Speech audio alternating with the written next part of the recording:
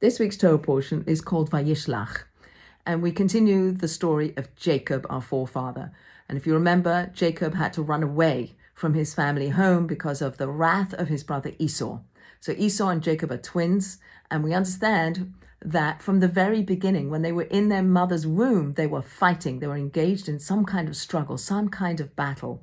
And so now we're decades later, Jacob has left his parents' home, he's lived with his uncle for decades, and now he's returning home. And he knows that Esau is coming to meet him, and he doesn't know what kind of energy Esau is exhibiting. Is he still angry? Does he still want to kill him? He doesn't know what's going to happen.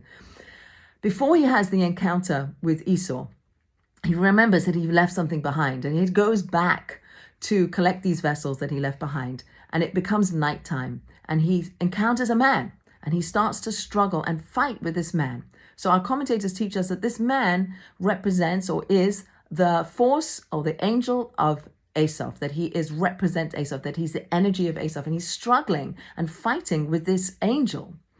And they fight all night. Jacob's alone in the night, and they're fighting this angel. And then as the morning comes up, the angel says, I have to leave. I have to go and praise God.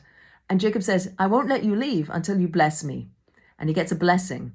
The angel hits him on his thigh and he has a limp. So Jacob comes out of the struggle with a limp, but he comes out also with a blessing. He's been transformed. He's been changed. And the angel says, you are now no longer just Jacob, but you have a name change. You will now be called Yisrael, because you have struggled with God and with man and have prevailed. And we are the Israelites. We're the people who struggle. And we're the ones who are engaged in the same fight that Jacob was that night. We also have these forces, these negative energies that we fight with, whether they're our subconscious or whether they're other people in our lives, or whether they're the self-talk the negative self-talk that we give ourselves, and the things that we push down, the things that stop us being our best selves, the guilt and the shame and the jealousies and all these negative emotions that we have. So what this struggle with Jacob and the angel of Asaph is teaching us is to look at them, to fight them, to find in the darkness the gold, that through the transformation, through the shining on the light, through having compassion and forgiveness, we can win. We can win that battle. We can transform ourselves. We can integrate that into who we are, and we can become people who are blessed. We will be blessed. We will be changed.